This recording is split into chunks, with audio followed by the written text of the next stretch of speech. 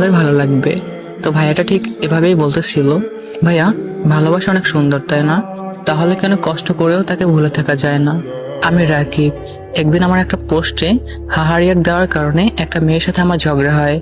মেয়েটাকে আমি চিনতাম না, কিন্তু আস্তে আস্তে কথা বলতে শুরু করি।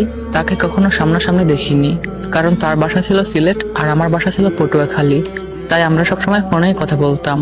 আমরা খুব ভালো বন্ধু থেকে একজন আরেকজনকে ভালোবাসতে শুরু করি। মেয়েটা না বললেও একদিন আমি তাকে বলে দিই যে আমি তাকে ভালোবাসি। মেয়েটা কিছুক্ষণ চুপ করে সে উত্তর হ্যাঁ বলে দেয়।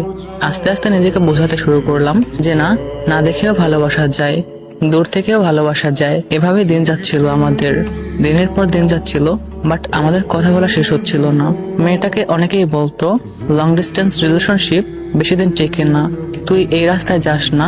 কিন্তু মেয়েটা কারো কথা শুনতো না। দিন যায়, আমাদের ভালোবাসাও আরো বাড়তে শুরু করে। যতই ঝগড়া হতো, দিন শেষে আমরা একজন আরেকজনকে ঠিক মানিয়ে নিতাম।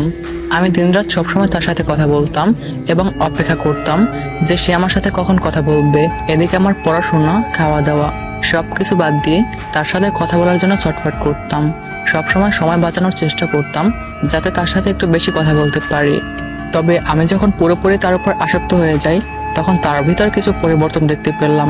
সে আমাকে অবহেলা করত, আগের মতো কথা বলতো না, আগের মতো সময় দিত না, ঠিক মতো রিপ্লাই দিত না, মেসেজ দিলেও দেরিতে রিপ্লাই দিত।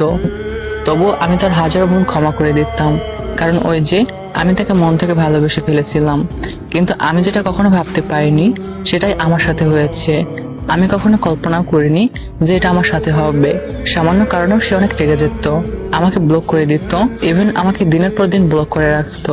কষ্ট হতো তাকে ছাড়া থাকতে, কিন্তু তাও সে আমার দিকটা একবারও দেখতো না।